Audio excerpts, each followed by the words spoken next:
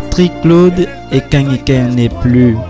Le milieu de terrain des Lions indomptables du Cameroun et du club Dynamo Bucarest en Roumanie a trépassé vendredi dernier sur l'heure de jeu au cours d'un match de championnat contre Viitorul Constanta. 7 minutes seulement après son entrée en jeu, le Camerounais âgé de 26 ans s'est écroulé soudainement sans le moindre contact au préalable. Des tentatives de réanimation après le malaise ne l'ont pas délivré de la mort, une ennemie puissante. Patrick Claude Ekeng quitte ainsi le club qu'il avait intégré en janvier dernier. Pour Ionel Danciolescu, directeur du Dynamo de Bucarest, c'est un cauchemar. Samuel Eto'o, quant à lui, se dit effondré et abattu. Cette tragédie réveille l'écho d'un précédent qui remonte en 2003 avec le décès sur le terrain de Marc-Vivien Foé. Patrick Claude Ekeng est né le 26 mars 1990 à Yaoundé. Il est formé au Canon de Yaoundé, puis va en France où il joue notamment au Mans FC, au Football Club Lausanne Sport, à Cordoue et enfin au Dynamo de Bucarest.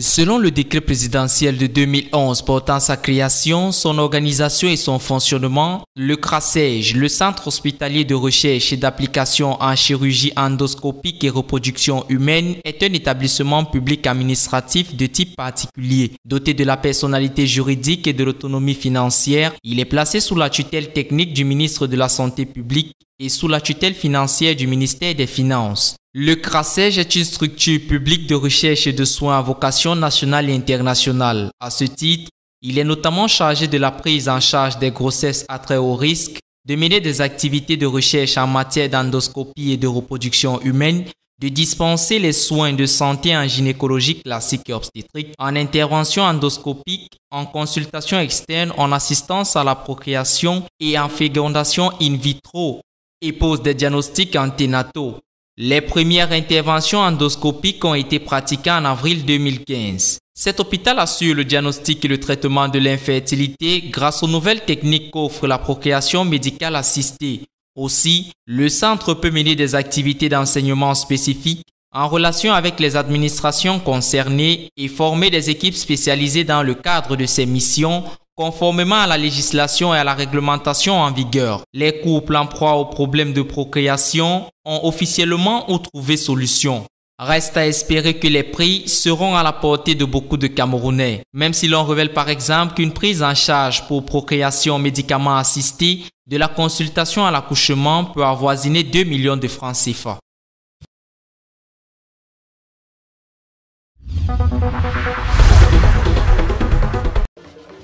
Il a fallu du temps pour que cet hôpital de référence sorte finalement des fonds baptismaux. Du 1er décembre 1999, jour de la pose de la première pierre du centre hospitalier de recherche et d'application en chirurgie endoscopique et reproduction humaine par Chantal Biya, à ce 6 mai 2016, jour de son inauguration, toujours par la première dame du Cameroun. Cela fait exactement 17 ans et 5 mois. Pour avoir passé ce concours de patience et d'endurance, certains personnels ont été décorés par le ministre André Mamafouda de la Santé publique. On a cru, moi particulièrement, j'ai cru, c'est depuis 1994 que je suis avec le professeur Kassia. Et la première pierre a été posée en 1999 par la première dame, Mme Chantal Biya. J'ai supporté toutes ces années-là. Alors, il est hors de question que j'abandonne. Pour la première dame, la décision de créer le centre hospitalier de recherche et d'application en chirurgie endoscopique et reproduction humaine traduit leur volonté conjointe, son époux et elle-même, à soutenir les femmes face aux différentes pathologies qui les accablent si souvent. Pour cette grande réalisation appelée à devenir une grande réussite pour la postérité, Chantal Biya dit merci au président de la République du Cameroun. Ce sera là notre façon de dire merci à Monsieur le Président de la République pour ce magnifique don fait aux femmes.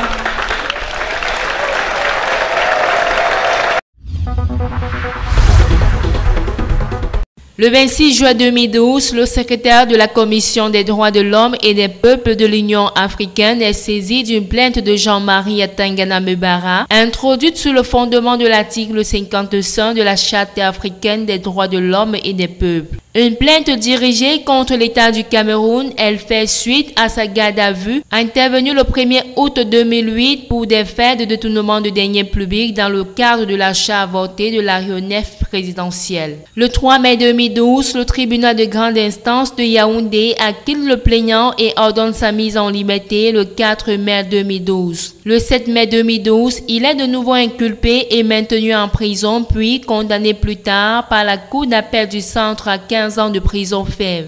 Sur ces faits, le plaignant demande à la commission d'enjoindre l'État du Cameroun de mettre en urgence un terme aux dites violations, impartir un délai pour sa mise en liberté et ordonne à l'État de lui verser la somme de 800 millions de francs CFA au titre de dommages et intérêts pour les 4 années de détention abusive. L'État du Cameroun a pu produire ces éléments de défense devant la commission qui, dans son verdict, considère que la détention du plaignant est arbitraire et conclut qu'il y a violation des dispositions de l'article 6 de la Charte africaine. La commission a par conséquent requis la mise en liberté de Jean-Marie Atangana Mebara en attendant l'issue des autres procédures en cours. La commission considère par ailleurs que la sanction des auteurs de ces violations est nécessaire pour en prévenir les répétitions. Relativement aux dommages, la commission note que l'affaire Atangana Mebara a un caractère très politique et estime qu'un dommage d'un montant de 400 millions de francs CFA serait juste.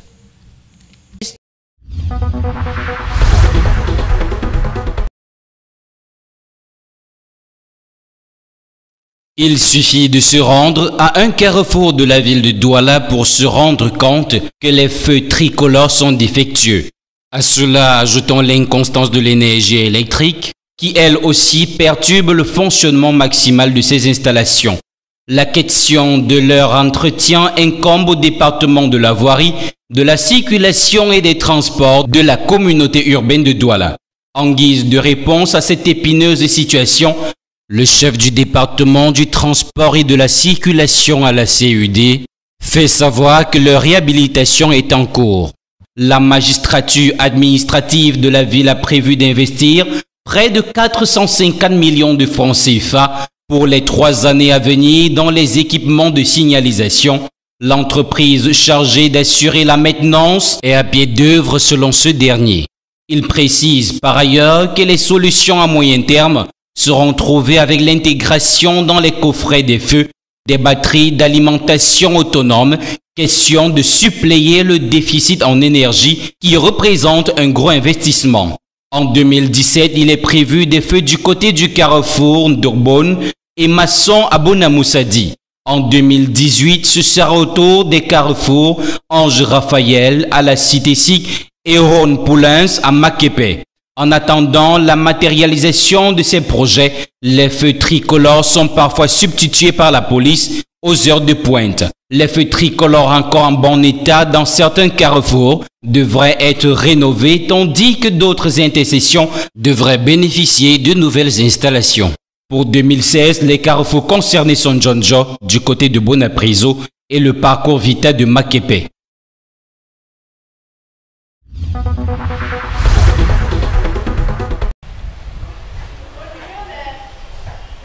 La 5e édition de la journée de la sage-femme a servi de support à l'école de la sage-femme de l'hôpital à Kintini pour la tenue d'un séminaire de formation. Plus d'une centaine d'étudiants ont bénéficié des instructions des encadreurs avérés, au rang desquels Léopold Ndongo, infirmier spécialiste en santé de reproduction, Martin Djomo Oudoban, directrice ESF Douala, Medoum, ex-directeur ESF de Douala, Vaillant Kamché, Daniel Sorgo et Asson, professeur. Le programme élaboré reposait sur plus d'un volet. Au cas par cas, l'on a déroulé un menu sur, entre autres rubriques, la formation à toute fonction médicale, l'organisation des séminaires, la fonction d'évaluation, la qualité des soins et leurs améliorations. Des notions dispensées avec acuité à un auditoire réceptif. Ce séminaire n'est qu'un aperçu d'un travail de longue haleine qui, heureusement, laisse entrevoir des perspectives réjouissantes. En tant que la directrice de l'école de sage-femme de Douala, je souhaite que les sages-femmes sortent de cette conférence mieux outillées, mieux formées à ce qui concerne la sage-femme en général et le travail de la sage-femme en particulier. Des exposés sur la prise en charge de la mère par la sage-femme et la pratique de cette dernière pour le bien-être du nouveau-né était un des moments saillants des travaux. Il convient de rappeler que le thème retenu pour la 5e édition de la Journée internationale de la sage-femme est « Femmes et nouveau-né au cœur de la préoccupation de la sage-femme ».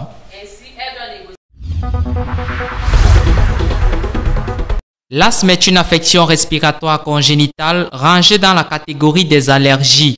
C'est une maladie qui affecte toutes les tranches d'âge, dont les manifestations empiètent sur la respiration du malade. Tu auras des difficultés d'inspirer de l'air. Une sensation de constriction de la cage thoracique. Le malade, il est fatigué, il est anxieux. La pathologie est à l'origine des conséquences telles que l'insuffisance respiratoire, très souvent observée chez les malades à la suite d'une émotion ou de l'aspiration d'une odeur nauséabonde. La guérison de cette maladie étant impossible, le traitement administré aux patients vise à nettoyer les voies respiratoires. Bien plus, quelques méthodes de prévention sont prescrites afin d'éviter d'éventuels désagréments. Le principal moyen de prévention, c'est de connaître ces allergènes et les éviter. En rappel, la Journée mondiale de l'asthme a été organisée par la Global Initiative for Asthma. Le thème retenu pour l'édition 2016 est « Votre enfant est asthmatique, des conseils pratiques pour l'aider au quotidien ».